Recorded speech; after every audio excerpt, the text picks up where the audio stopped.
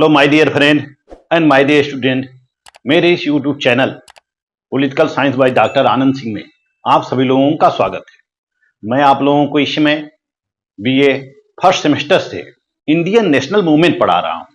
पिछले वीडियो में मैंने आप लोगों को भारतीय राष्ट्रीय कांग्रेस की स्थापना और कांग्रेस की स्थापना से संबंधित विवादों के बारे में बताया था। इस वीडियो के अंतर्गत मैं उदारवादी राष्ट्रीय आंदोलन से आप सभी लोगों को अवगत कराऊंगा। इस वीडियो में हम जानेंगे कि उदारवादी राष्ट्रीय आंदोलन क्या है, इसके नेता कौन कौन से थे, इसकी मांगे क्या हैं, उदारवादी राष्ट्रीय आंदोलन अपने आंदोलन में अपने उद्देश्य में सफल हो पाई या नहीं सफल हो पाई, इन सब का अवलोकन हम इस वीडियो के अंतर्गत करेंगे। तो आइए चलते हैं अपने विषय की ओर, जानते हैं उदारवादी राष्ट्रीय आंदोलन जो 1885 से लेकर 1905 तक चलता है। जैसा कि भारतीय राष्ट्रीय कांग्रेस की स्थापना 28 दिसंबर 1885 को हो जाती है। 28 दिसंबर 1885 को हो जाती है। तो जब ये कांग्रेस की स्थापना हो जाती है तो स्थापना काल से हम पूरे मूवमेंट को 3 भागों में विभाजित करते हैं। पहला है 1885 से लेकर 1905 का काल, जिसको हम उदारवादी राष्ट्रीय आंदोलन कहते हैं। दूसरा काल है उग्रवादी राष्ट्रीय आंदोलन 1905 से लेकर 1919 तक के काल को, 1905 से लेकर 1919 तक के काल को हम उग्रवादी राष्ट्रीय आंदोलन कहते हैं। फिर 1915 में महात्मा गांधी आते हैं और 1919 से गांधी युग प्रारंभ हो जाता है भारतीय राजनीति में। 1919 से 1947 के काल को हम गांधी युग के नाम से जानते हैं, गांधीयन एज के नाम से जानते हैं। तो सबसे पहले मैं आप लोगों को 1885 से लेकर 1905 तक जितनी भी घटनाएं घटित होती हैं या जो भी मूवमेंट होते हैं उदारवादी नेताओं के, सभी मूवमेंट से हम अवगत कराएंगे। 1885 में भारतीय राष्ट्रीय कांग्रेस की स्थापना हो जाती है स्वतंत्रता की प्राप्ति के लिए। इन नेताओं का उद्देश्य क्या होता है? स्वतंत्रता की प्राप्ति। और स्वतंत्रता की प्राप्ति के लिए एक ऐसे संगठन की आवश्यकता होती है, एक ऐसी संस्था की आवश्यकता होती है जिस संस्था के अधीन समस्त भारतीयों का प्रतिनिधित्व हो सके और सभी भारतीय इस संस्था के अधीन कार्य कर सके और इसी संस्था को केंद्र मानकर सभी भारतीयों के द्वारा आंदोलन छेड़ा जा सके। इस काल के नेता औपनिवेशिक स्वराज प्राप्त करना चाहते थे या तुरंत स्वराज प्राप्त नहीं करना चाहते थे। औपनिवेशिक स्वराज, यह औपनिवेशिक स्वराज क्या होता है?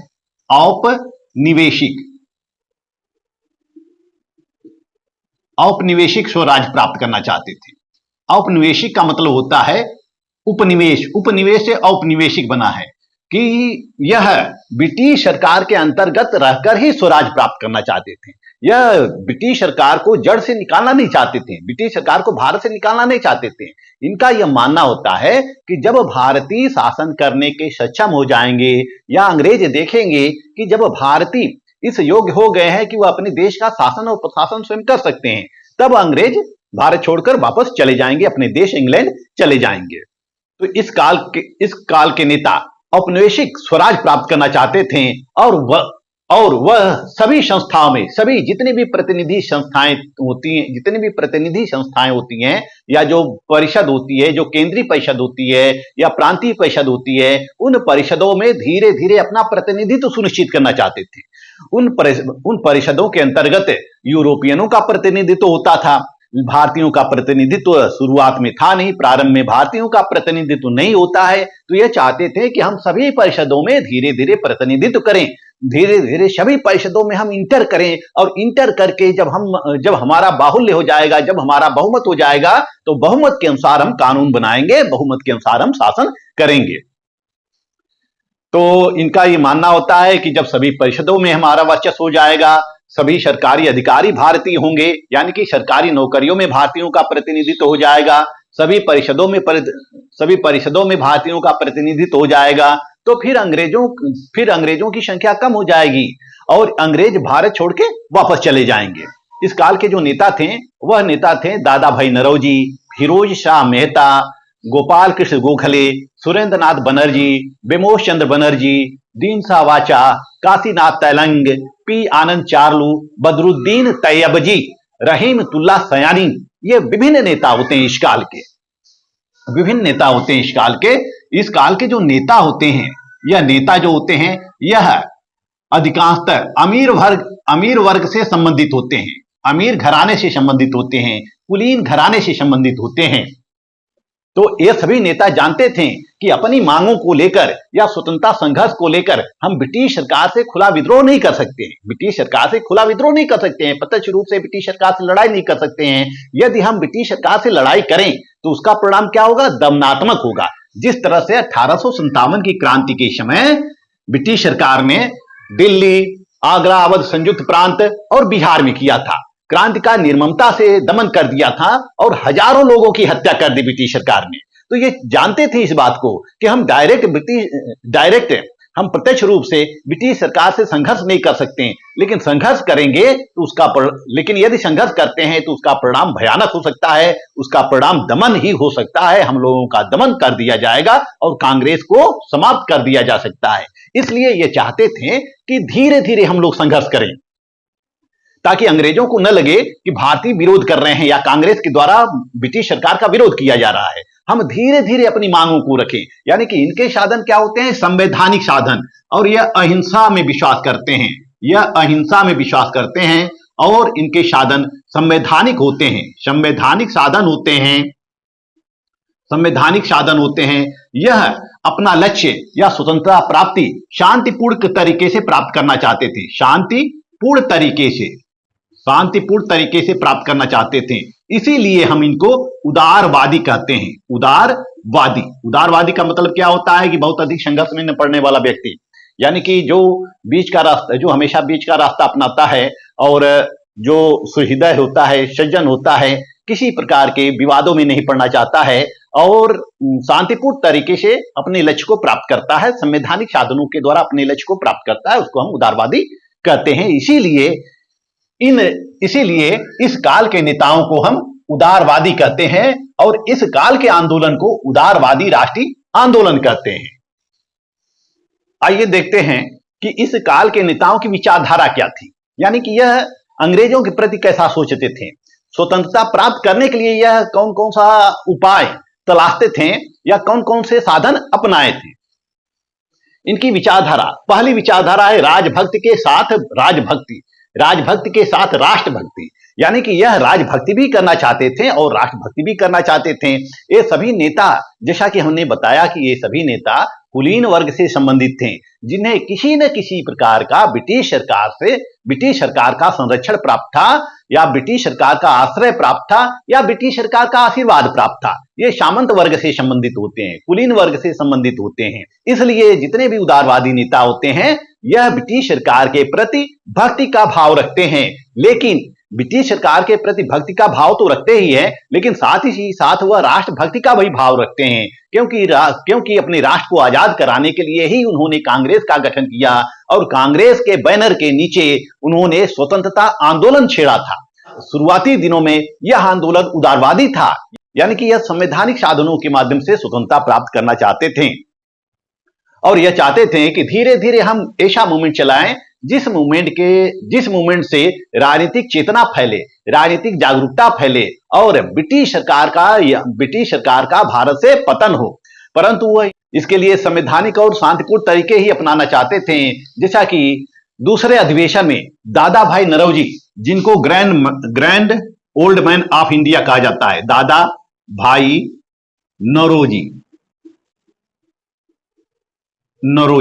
इनको ग्रैंड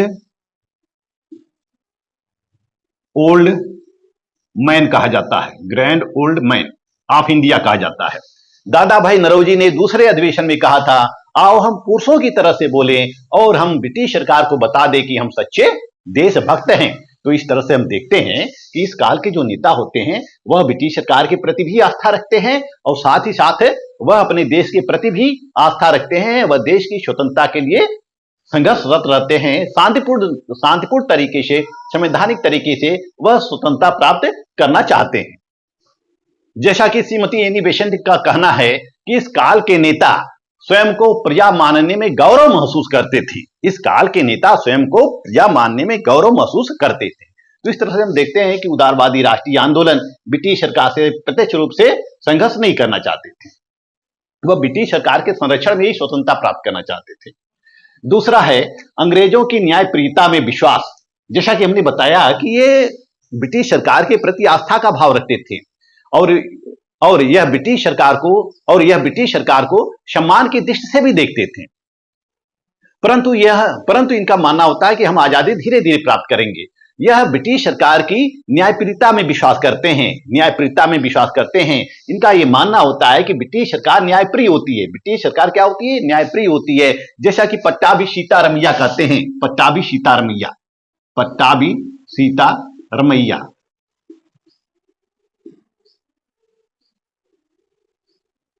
सीतारमैया कहते हैं। उदारवादी नेता इस बात पर विश्वास करते थे कि अंग्रेज स्वभाव से न्यायप्रिय होते हैं। यदि उन्हें भारतीय दृष्टिकोण का सही ज्ञान करा दिया जाए, वास्तविक रूप से परिचित करा दिया जाए, तो वह भारतीय दृष्टिकोण को स्वीकार कर लेंगे। इसी तरह से सुरेंद्र नाथ बनर्जी का कहना है, अंग्रेजों की न्याय, बुद्धि तथा दया की भावना में हमारा दृढ़ विश्वास है। संसार की महानतम प्रतिनिधि सभा, संसदों की जननी ब्रिटिश कॉमन सभा के प्रति हमारे हृदय में श्रद्धा है। इसी तरह से रहीमतुल्लाह सयानी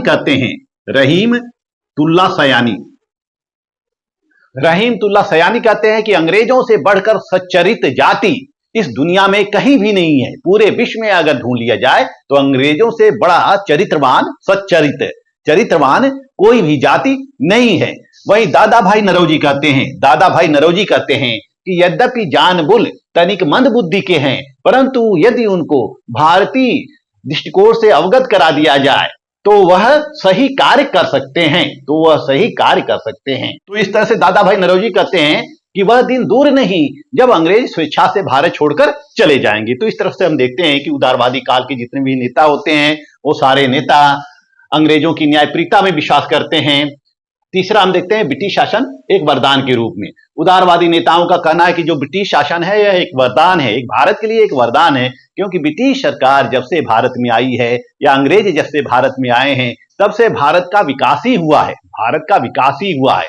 जैसा कि हम देखते हैं कि दूरसंचार, यातायात, उद्योग धंधे वगैरह विभिन्न चीजें जो सड़क इत्यादि, विभिन्न डाक, तार सेवा इत्यादि का विकास अंग्रेजों के द्वारा किया गया। यानी कि अंग्रेजों ने इस भारत का विकास किया, भारत को आधुनिक सभ्यता प्रदान की और विभिन्न चीजों का विकास इसने किया। लेकिन अंग्रेजों ने यह सब अपने लिए किया था, भारतीयों के हित के लिए नहीं किया था, क्योंकि उनको व्यापार करने में असुविधा होती थी। इसलिए उसने सड़क का निर्माण किया, यातायात का निर्माण किया, यातायात को संचालित किया, दूरसंचार को चलाया, डाक तार सेवा को चलाया इत्यादि विभिन्न चीजों को उसने चलाया। ये सब ब्रिटिश ईस्ट इंडिया कंपनी अपने लिए की थी। जब 1858 में ब्रिटिश सरकार आती है तो ब्रिटिश सरकार भी अपने लिए करती है, क्योंकि भारत उसका उपनिवेश होता है, उसका दायित्व होता है कि उपनिवेश को देखे और उपनिवेश का विकास करे। तो यह सब जितने भी डेवलपमेंट थे वह ब्रिटिश सरकार अपने लिए की थी। लेकिन उदारवादी नेताओं का मानना होता है कि जब से भारत में ब्रिटिश सरकार आई है या अंग्रेज आए हैं तब से भारत का विकास ही हुआ है। उन्होंने रेल मार्ग का विकास किया, जैसा कि 1853 में प्रथम रेल चलाई जाती है मुंबई से ठाणे के बीच। 1853 से रेल की शुरुआत होती है। आधुनिक शिक्षा व्यवस्था अंग्रेजों के द्वारा दिया गया और अंग्रेजी चिकित्सा पद्धति लोगों को प्रदान की गई। न्याय व्यवस्था, शिक्षा व्यवस्था का डेवलपमेंट किया गया। तो जितने भी विभिन्न क्षेत्रों में, चाहे आर्थिक क्षेत्रों में, चाहे सामाजिक क्षेत्रों में जितना भी विकास किया गया सब अंग्रेजों के द्वारा किया गया। तो उदारवादी नेता ब्रिटिश शासन को एक वरदान मानते थे। क्रमिक सुधार में विश्वास, यह जैसा कि हमने बताया कि उदारवादी नेता प्रत्यक्ष रूप से संघर्ष नहीं करना चाहते थे, वह किसी तरह से लड़ाई नहीं लेना चाहते थे, वह क्रमिक रूप से सुधार करना चाहते थे। वह चाहते थे कि धीरे धीरे नौकरियों में सुधार हो, नौकरियों में भारतीयों का प्रवेश सुनिश्चित किया जाए, परिषदों में भारतीयों का प्रवेश सुनिश्चित किया जाए। जब धीरे धीरे भारतीयों का बहुमत हो जाएगा तो ब्रिटिश अधिकारी या अंग्रेज अल्पमत में हो जाएंगे और वह एक दिन स्वेच्छा से भारत छोड़कर चले जाएंगे। तो यह क्रमिक सुधार में विश्वास करते थे और इनका यह मानना होता है हम प्रतिनिधित्वात्मक शासन व्यवस्था को तुरंत प्राप्त नहीं कर सकते हैं, इसलिए इसलिए हमें एक लक्ष्य बनाकर चलना चाहिए और धीरे धीरे विभिन्न प्रतिनिधि संस्थाओं में भागीदारी सुनिश्चित करनी चाहिए। इन उदारवादी नेताओं का यह मानना था कि जब हम एक एक करके मांग रखेंगे, ब्रिटिश अधिकारियों के सामने, ब्रिटिश सरकार के सामने एक एक करके मांग रखेंगे, तो वह एक एक मांग को पूरा करते जाएंगे। और जब एक एक मांग हम रखेंगे तब अंग्रेज अधिकारियों की सहमति लेने में आसानी होगी। तो इस तरह से उदारवादी नेता धार्मिक सुधार में विश्वास करते हैं। संवैधानिक साधनों में विश्वास। संवैधानिक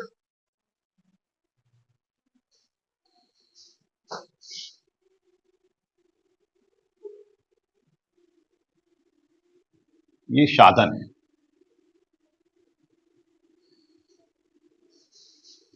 संवैधानिक साधन में विश्वास। उदारवादी नेता संवैधानिक साधन में विश्वास करते हैं। जैसा कि 1905 के पश्चात हम देखते हैं कि भारतीय राजनीति में गोला बम बारूद की राजनीति आती है। गोला बम बारूद की राजनीति का वर्चस्व बढ़ता है, यानी कि चंद्रशेखर आजाद, भगत सिंह, बटुकेश्वर दत्त इत्यादि विभिन्न क्रांतिकारी हो जाते हैं और यह ब्रिटिश सरकार से डायरेक्ट लोहा लेना चाहते हैं, डायरेक्ट संघर्ष करना चाहते हैं। यानी कि इनका उद्देश्य होता है कि ब्रिटिश अधिकारी के आवास में बम फेंकना, ब्रिटिश अधिकारियों की हत्या करना। परंतु जो उदारवादी नेता होते हैं यह पूर्ण रूप से अहिंसक होते हैं, यह किसी प्रकार की हिंसा में विश्वास नहीं करते हैं। और इनका मानना होता है कि हम जो तरीके होंगे, हमारी जो मांगे पूरी की जाएंगी ब्रिटिश सरकार के द्वारा, उस मांगों के लिए जो साधन होगा वह संवैधानिक साधन होगा, संवैधानिक साधन होगा। और हम संवैधानिक साधनों के द्वारा ही अपना लक्ष्य प्राप्त करेंगे। उनके संवैधानिक साधन कौन कौन से होंगे? जैसे इनका यह कहना था कि हम ब्रिटिश अधिकारियों को प्रार्थना पत्र भेजेंगे, ब्रिटिश अधिकारियों को प्रार्थना पत्र भेजेंगे और फिर स्मृति पत्र भेजेंगे, स्मृति पत्र भेजेंगे और प्रतिनिधि मंडल भेजेंगे, प्रतिनिधि मंडल।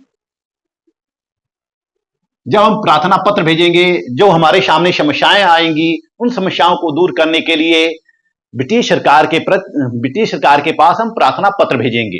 जब प्रार्थना पत्रों पर कार्रवाई कोई नहीं होगी तो प्रार्थना पत्र के पश्चात हम स्मृति पत्र भेजेंगे, यानी कि रिमाइंडर भेजेंगे। और यदि रिमाइंडर पर भी कोई कार्रवाई नहीं होती है, ब्रिटिश सरकार कोई संज्ञान में नहीं लेती है, ब्रिटिश सरकार उस समस्या को संज्ञान में नहीं लेती है, तो हम 2, 4, 6 लोगों का प्रतिनिधि मंडल भेज देंगे, प्रतिनिधि मंडल भेजेंगे। यानी कि एक डेलीगेशन जाएगा ब्रिटिश अधिकारियों से मिलने के लिए, प्रतिनिधि मंडल जाएगा।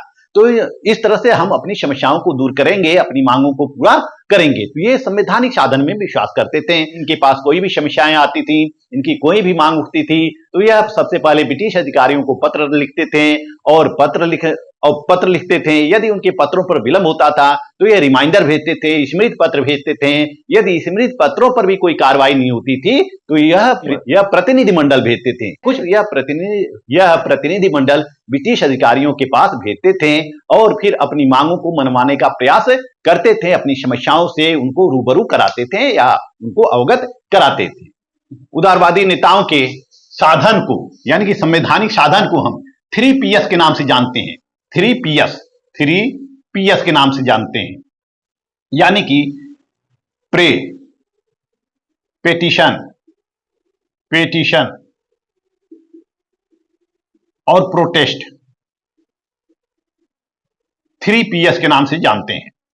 प्रे, पेटिशन, प्रोटेस्ट, यानी प्रार्थना पत्र देना, याचिका देना, फिर जिसको हम स्मृति पत्र करते हैं, जिसको हम स्मृति पत्र के रूप में प्रस्तुत करते हैं, याचिका देना। प्रोटेस्ट, विरोध करना, ब्रिटिश सरकार की नीतियों का विरोध करना, केवल विरोध करना, केवल आलोचना करना, उसके लिए कोई कार्रवाई नहीं करना, केवल आलोचना करना। तो 3Ps के नाम से इनके साधन को हम जानते हैं।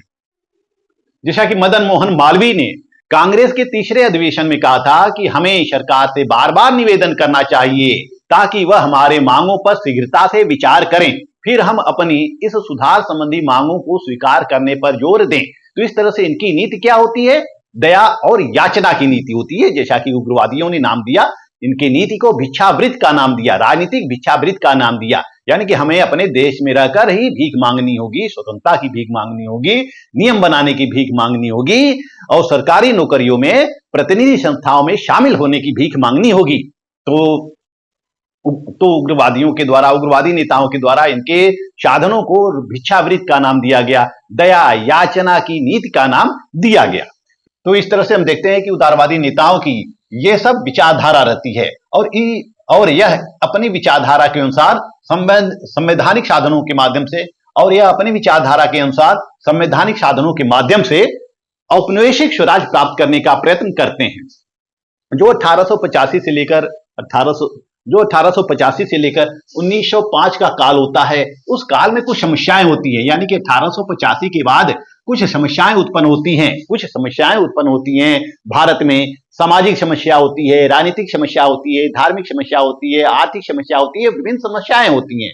उन समस्याओं को यह तैयार करते हैं, उदारवादी नेता तैयार करते हैं, कांग्रेस के द्वारा तैयार किया जाता है और कांग्रेस अपनी इन मांगों को ब्रिटिश सरकार के समक्ष धीरे धीरे रखती जाती है, लेकिन ब्रिटिश सरकार उस पर कोई कार्रवाई नहीं करती है। आइए देखते हैं कि उदारवादी नेताओं की मांग क्या होती है। पहली मांग होती है इनकी कि भारत मंत्री और भारत परिषद का अंत किया जाए। भारत मंत्री, यह जो भारत मंत्री जो था वह ब्रिटेन के सम्राट का सचिव था और ब्रिटेन का सम्राट इसी भारत मंत्री के माध्यम से शासन करता था। और भारत परिषद होती थी जिसके माध्यम से कानून बनाए जाते थे। तो इनकी यह मांग थी कि भारत मंत्री और भारत परिषद का अंत किया जाए और विधान परिषदों का विस्तार किया जाए। विधान केंद्रीय स्तर पे जो विधान परिषद है, प्रांतीय स्तर पे जो विधान परिषद है, उनका विस्तार किया जाए और उसमें अधिक से अधिक भारतीयों का प्रतिनिधित्व सुनिश्चित किया जाए। तीसरी इनकी मांग होती है कि बजट पर भी बोलने का अधिकार दिया जाए, बहस करने का अधिकार दिया जाए, मतदान करने का अधिकार दिया जाए, बजट पर नियंत्रण रखने का अधिकार दिया जाए।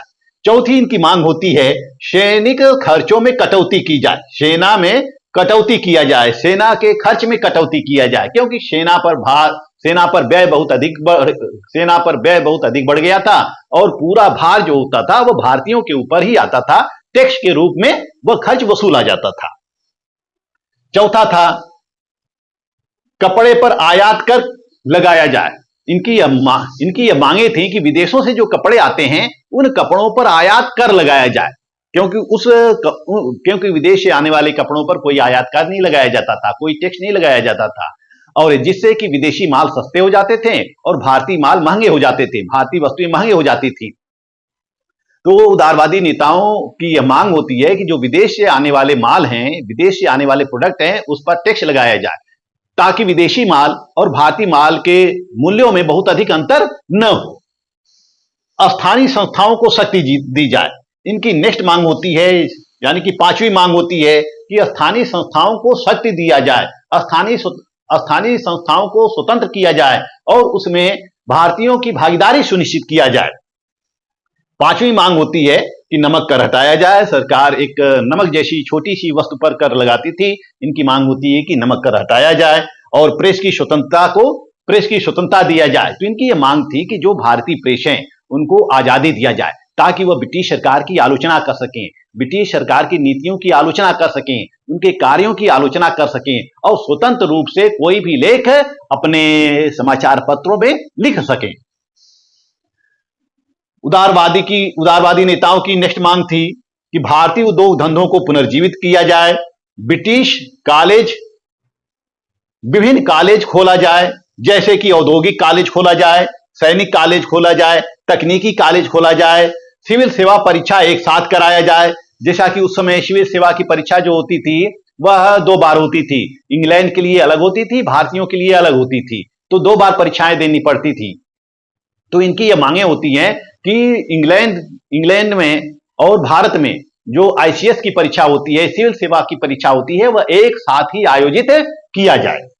इनकी नेक्स्ट मांग होती है कि वायसराय की कार्य परिषद में भारतीयों को भी प्रतिनिधित्व दिया जाए। जो वायसराय यानी कि गवर्नर जनरल की जो कमेटी होती थी, उस कमेटी में भारतीयों का प्रतिनिधित्व सुनिश्चित किया जाए। इसी तरह से उनकी मांग होती है कि बागवानी में काम करने वाले मजदूरों के लिए कानून बनाए जाए। इसके अलावा इनकी नेक्स्ट मांग होती है कि भारतीय नागरिकों को स्वतंत्रता दिया जाए, विचार अभिव्यक्ति करने की स्वतंत्रता दिया जाए। संघ बनाने की शक्ति दिया जाए, संघ बनाने का अधिकार दिया जाए, यानी कि भारतीयों को भी अधिकार दिया जाए कि वह भी बोल सकें, विचार अभिव्यक्ति की स्वतंत्रता दिया जाए, समुदाय बनाने की स्वतंत्रता दिया जाए। तो इस तरह से हम देखते हैं कि उदारवादी राष्ट्रीय नेताओं की ये विभिन्न मांग होती हैं और इन मांगों को वह धीरे धीरे पूरा करते हैं। कैसे पूरा करना चाहते थे? प्रार्थना पत्र देकर, इसमें पत्र देकर, प्रतिनिधि मंडल भेजकर, यानी कि 3PS के द्वारा ये अपनी मांगों को पूरा करना चाहते थे। उदारवादी नेता अपनी मांगों को पूरा करने के लिए ब्रिटिश सरकार पर लगातार दबाव बना रही थी, यानी कि 1885 से अब संगठन का जन्म हो जाता है। 1885 भी इनके कार्यक्रम भी तैयार हो जाते हैं, मैनिफेस्टो भी तैयार हो जाते हैं कि क्या क्या करना है हमें, क्या क्या नहीं करना है और कैसे करना है। तो फिर 1885 के पश्चात जो उदारवादी नेता होते हैं यह अपनी मांगों के लिए ब्रिटिश सरकार को पत्र भेजते रहते हैं, प्रतिनिधिमंडल भेजते रहते हैं। जैसा कि 1890 में कांग्रेसियों का एक प्रतिनिधिमंडल इंग्लैंड जाता है अपनी मांगों को पूरा करने के लिए, मांगों को पूरा करवाने के लिए। और 1892 में ब्रिटिश सरकार के द्वारा एक अधिनियम लाया जाता है, भारतीय परिषद अधिनियम लाया जाता है 1892 के द्वारा। 1892 में इस 1892 के भारतीय परिषद अधिनियम के द्वारा भारतीयों का भी प्रतिनिधित्व सुनिश्चित किया गया था, लेकिन निर्वाचन व्यवस्था इस प्रकार रखी गई थी कि भारतीयों का कम से कम निर्वाचन हो सके, भारतीयों को कम से कम निर्वाचन हो सके। इस भारतीय परिषद अधिनियम में विभिन्न प्रावधान किए गए थे। 1892 के भारतीय परिषद अधिनियम में विभिन्न प्रावधान किए गए थे, जैसे कि भारतीयों को बजट पर बहस करने का अधिकार दे दिया गया था, लेकिन मतदान का अधिकार नहीं दिया गया था। वे किसी भी विधेयक पर वाद विवाद करने के लिए या बजट पर बहस करने के लिए प्रश्न तो पूछ सकते थे, लेकिन पूरक प्रश्न नहीं पूछ सकते थे, यानी फिर दोबारा वह प्रश्न नहीं पूछ सकते थे। इस तरह से हम देखते हैं कि 1892 का भारतीय परिषद अधिनियम कांग्रेसियों को संतुष्ट नहीं कर पाया। यह कांग्रेसियों के लिए आधा अधूरा अधिनियम था। और इसी तरह से उदारवादी नेताओं की मांग को देखते हुए 1895 में बेल्बी आयोग की नियुक्ति की जाती है, व्यय पर बेल्बी आयोग की नियुक्ति की जाती है। इसी तरह से 1886 में केंद्रीय सेवा आयोग की नियुक्ति की जाती है। और फिर उदारवादियों की मांग को देखते हुए सिविल सेवा की जो परीक्षा होती है, जो भारत और इंग्लैंड में 2 बार सिविल सेवा की परीक्षा आयोजित की जाती थी, वह अब 1 बार कर दी जाती है। भारतीयों की मांग को देखते हुए 1 बार कर दी जाती है। तो इस तरह से हम देखते हैं कि कांग्रेस के मांगों पर ब्रिटिश सरकार ने विचार करना शुरू किया और धीरे धीरे एक एक मांग पूरी करना भी शुरू किए। तो इस तरह से हम देखते हैं कि 1885 से लेकर 1895 तक जो कांग्रेस की मांगे होती हैं, कांग्रेस की मांगों पर विचार किया गया और कुछ मांगों को पूरा भी किया गया। तो 1885 से यह मूवमेंट चलता रहता है, परंतु 1899 में भारत का गवर्नर जनरल बनकर आता है लॉर्ड कर्जन। और लॉर्ड कर्जन ने ऐसे कार्य किए कि जिससे कि उदारवादी नेताओं को काफी धक्का लगता है। पूरे देश में असंतोष व्याप्त हो जाता है, कांग्रेसियों में असंतोष व्याप्त हो जाता है और 1905 तक आते आते कांग्रेस 2 फाड़ में बंट जाती है। आइए देखते हैं, आइए थोड़ा बहुत प्रकाश डालते हैं लॉर्ड कर्जन के कार्यों पर। आप इसका स्क्रीनशॉट ले सकते हैं।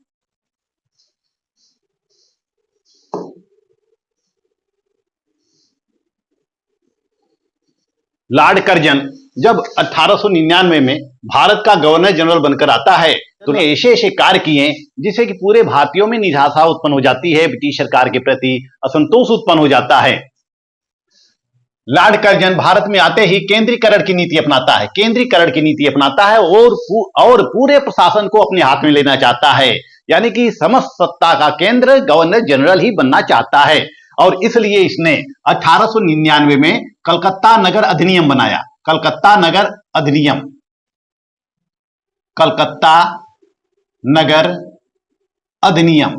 बनाया और कलकत्ता नगर निगम में उस समय सदस्यों की संख्या 75 होती थी, इसने घटाकर 50 कर दिया और निर्वाचन व्यवस्था ऐसी रख दी थी कि उसमें अधिक से अधिक यूरोपियनों का प्रतिनिधित्व हो सके। इस तरह से कलकत्ता नगर निगम की कमान पूर्ण रूप से यूरोपियन नागरिकों के अंग्रेजों के हाथों में आ गई, यूरोपियन नागरिकों या अंग्रेजों के हाथों में आ जाती हैं।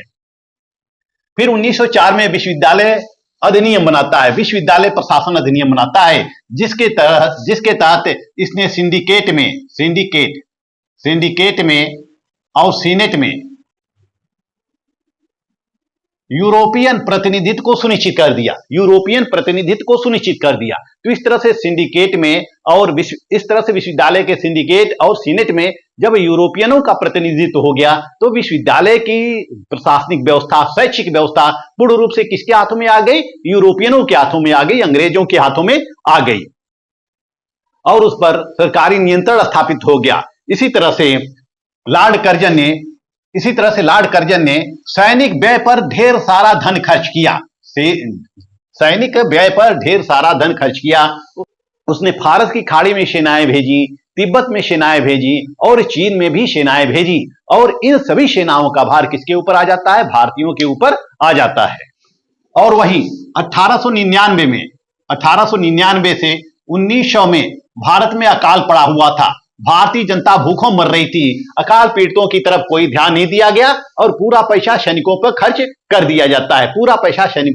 कर दिया जाता है, इसी तरह से उसने दिल्ली दरबार का आयोजन किया 1903 में लॉर्ड कर्जन के द्वारा दिल्ली दरबार का आयोजन किया जाता है। 1903 में एडवर्ड सप्तम और अलेक्जेंड्रा को राजा और रानी होने की घोषणा होती है और उस उपलक्ष्य में लॉर्ड कर्जन के द्वारा दिल्ली में एक दिल्ली दरबार आयोजित किया जाता है। विदेशों से लोगों को बुलाया जाता है, भारतीय सामंतों को, भारतीय राजाओं को बुलाया जाता है, विभिन्न अधिकारियों को बुलाया जाता है और इस दिल्ली दरबार का आयोजन भव्य होता है। इस पर पैसा पानी की तरह से बहाया जाता है, लेकिन अकाल पीड़ितों की तरफ कोई ध्यान नहीं दिया गया। वहीं 1904 में फिर लॉर्ड कर्जन के द्वारा प्रशासनिक गोपनीयता अधिनियम 1904 लाया गया, जिसके तहत पहले तो सेना के भेद समाचार पत्रों को देना अवैध घोषित था। यदि कोई भी समाचार पत्र सेना का भेद देता था, प्रकाशित करता था, तो उसके ऊपर कार्रवाई होती थी। लेकिन अब किसी भी ब्रिटिश अधिकारी या सरकारी अधिकारी और कर्मचारियों के विरुद्ध भी पेपर में छापना, पत्रिकाओं में छापना अवैध घोषित हो गया। इस तरह से समाचार पत्रों पर, प्रेस पर पूर्ण रूप से नियंत्रण लगा दिए गए। प्रेस की अभिव्यक्ति की आजादी छीन ली गई, अभिव्यक्ति की आजादी पर विराम लगा दिया गया। और वहीं लॉर्ड कर्जन का जो भारतीयों के प्रति दृष्टिकोण होता है वह काफी अपमानजनक होता है। वह भारतीयों को हे दृष्टि से देखता था, भारतीयों से घृणा करता था। वह भारतीयों को काले, हबसी, निग्रो, बड़शंकर, बलबलाते बीए इत्यादि विभिन्न नामों से पुकारता था और भारतीयों में ही उसने फूट पैदा कर दी। और भारतीयों में फूट पैदा करने के लिए वह योग्यता के आधार पर अब जाति के आधार पर नौकरी देना सुनिश्चित किया। यानी कि जो जिस जाति का है, यानी कि अब ऊंची जाति के लोगों को ऊंचा पद देना शुरू किया, निम्न जाति के लोगों को निम्न पद देना शुरू किया। इस तरह से भारतीयों में भेदभाव करने का कार्य भी लॉर्ड कर्जन के द्वारा किया गया। और उसने भारतीय राष्ट्रवाद के भी बारे में कहा था कि भारत राष्ट्र नाम की कोई चीज नहीं है, कांग्रेस के बारे में उसने कहा था कि कांग्रेस की शीघ्र ही मृत्यु हो जाएगी। इस तरह से लॉर्ड कर्जन के कार्यों से भारतीयों में व्यापक असंतोष फैलता है और यह असंतोष उग्र रूप ले लेता है कब? जब लॉर्ड कर्जन के द्वारा 1905 में बंगाल का विभाजन किया जाता है। बंगाल बहुत बड़ा प्रांत था। बंगाल में असम शामिल होता है, उड़ीसा शामिल होता है, बिहार शामिल होता है और बंगाल होता है। बंगाल तो पूरा ही होता है। लॉर्ड कर्जन 16 जुलाई 1905 को एक प्रस्ताव तैयार करता है, जिस प्रस्ताव के तहत उसने बंगाल को दो हिस्सों में बांट दिया। एक पूर्वी हिस्सा, एक पूर्वी बंगाल, दूसरा पश्चिमी बंगाल, जिसको हम पश्चिम बंगाल आज भी है। पश्चिम बंगाल, पूर्वी बंगाल और पश्चिम बंगाल दो हिस्सों में लॉर्ड कर्जन ने बांट दिया। लॉर्ड कर्जन का बंगाल का बंटवारा करने का उद्देश्य था कि भारत में जो राष्ट्रवाद की चेतना पनप रही है, उस चेतना को कुचलना था। हिंदू और मुस्लिमों के बीच जो एकता पैदा हो रही है, उस एकता को कुचलना था, उस एकता को विखंडित करना था। तो जो पूर्वी बंगाल होता है, पूर्वी बंगाल, इसमें मुस्लिमों का बाहुल्य होता है, मुस्लिमों का बाहुल्य होता है, मुस्लिमों का बाहुल्य होता है, और पश्चिम बंगाल में हिंदुओं का बाहुल्य होता है। तो लॉर्ड कर्जन मुस्लिम नेताओं की एक बैठक करता है और मुस्लिम नेताओं से कहता है कि आप लोगों के लिए एक अलग से प्रांत बनाए जाएंगे जिसका केंद्र ढाका होगा। जिसका केंद्र कहां होगा? ढाका होगा। तो इस तरह से कुछ मुस्लिम नेता लॉर्ड कर्जन के समर्थन में आ जाते हैं और वह विभाजन को स्वीकार कर लेते हैं, और 16 अक्टूबर 1905 को इस विभाजन को लागू कर दिया जाता है। 16 अक्टूबर 1905 को इस विभाजन को लागू कर दिया जाता है। इस प्रकार हम देखते हैं कि लॉर्ड कर्जन की दमनात्मक नीति जो होती है, उस दमनात्मक नीति से व्यापक असंतोष हो जाता है, व्यापक असंतोष उत्पन्न हो जाता है। जो उदारवादी नेता होते हैं उस काल के, 1885 से 1905 के काल के जितने उदारवादी नेता होते हैं, उन उदारवादी नेताओं में भी निराशा उत्पन्न हो जाती है, उन उदारवादी नेताओं में भी निराशा उत्पन्न हो जाती है। और जब निराशा उत्पन्न हो जाती है तो वह उदारवादी नेताओं में से कुछ होते हैं कि जो अब इन नीतियों का विरोध करने लगते हैं, संवैधानिक साधनों का विरोध करने लगते हैं। जो उदारवाद के विचारधारा होती है, विचारधारा को वह छोड़ने लगते हैं। जैसे बिपिन चंद्र पाल होते हैं, लाला लाजपत राय भी होते हैं, और बाल गंगाधर तिलक भी होते हैं। बाल गंगाधर तिलक 1890 से ही कांग्रेस से जुड़ते हैं और जब कांग्रेस की विचारधारा का पालन करते हैं, लेकिन जब देखते हैं कि ब्रिटिश सरकार दमनात्मक नीतियां अपना रही है, ब्रिटिश सरकार दमनात्मक नीतियां अपना रही है और भारतीयों का दमन ही कर रही है, तो ये कुछ नेता उदारवादी से उग्रवादी रूप धारण कर लेते हैं। जैसा कि लाला लाजपत राय कहते हैं कि 20 वर्षों से हम गला फाड़ फाड़ कर चिल्ला रहे हैं, लेकिन हमें रोटी के बदले पत्थर ही प्राप्त हुए हैं। तब 1905 में अब धीरे धीरे कांग्रेस में असंतोष उत्पन्न होने लगता है और कांग्रेस की जो विचारधारा होती है वह दो हिस्सों में बंटने लगती है। एक ऐसी विचारधारा होती है जो संवैधानिक साधनों के माध्यम से औपनिवेशिक स्वराज प्राप्त करना चाहती थी। दूसरी विचारधारा पैदा होती है उग्रवादी, यानी कि यह उग्रवादी विचारधारा के पोषक होते हैं। इनकी यह विचारधारा होती है कि जब तक हम ब्रिटिश सरकार को पंगु नहीं करेंगे तब तक ब्रिटिश सरकार भारत छोड़ेगी नहीं, भारत छोड़कर अपने देश नहीं जाएगी। हमें ऐसे हालात पैदा करने होंगे कि ब्रिटिश सरकार कमजोर हो जाए, और फिर कमजोर हो जाएगी तो ब्रिटिश सरकार भारत छोड़कर अपने देश चली जाएगी। यह औपनिवेशिक स्वराज नहीं प्राप्त करना चाहते थे, यह पूर्ण स्वराज प्राप्त करना चाहते थे, निर्बाध स्वतंत्रता प्राप्त करना चाहते थे। इसके लिए कांग्रेसियों की बैठक होती है। 1905 में बनारस का अधिवेशन होता है, 1906 में कलकत्ता का अधिवेशन होता है, 1907 में सूरत का अधिवेशन होता है, और फिर 1905 से शुरू होता है उग्रवादी राष्ट्रीय आंदोलन का चरण, 1905 से लेकर 1919 तक। तो इस वीडियो में मैंने आप लोगों को उदारवादी राष्ट्रीय आंदोलन के काल को बताया। इनके काल में कौन कौन सी घटनाएं घटित होती हैं, कौन कौन सी उपलब्धियां होती हैं, इनके उद्देश्य क्या होते हैं, इनकी मांगे क्या होती हैं, इन सबको मैंने इस वीडियो में अवगत कराया। नेक्स्ट वीडियो में मैं आप लोगों को उग्रवादी राष्ट्रीय आंदोलन 1905 से लेकर 1919 की तरफ ले चलूंगा। मेरा वीडियो आपको अच्छा लगे तो मेरे चैनल को लाइक, सब्सक्राइब और शेयर करते रहिए। मिलते हैं नेक्स्ट वीडियो में, तब तक के लिए धन्यवाद।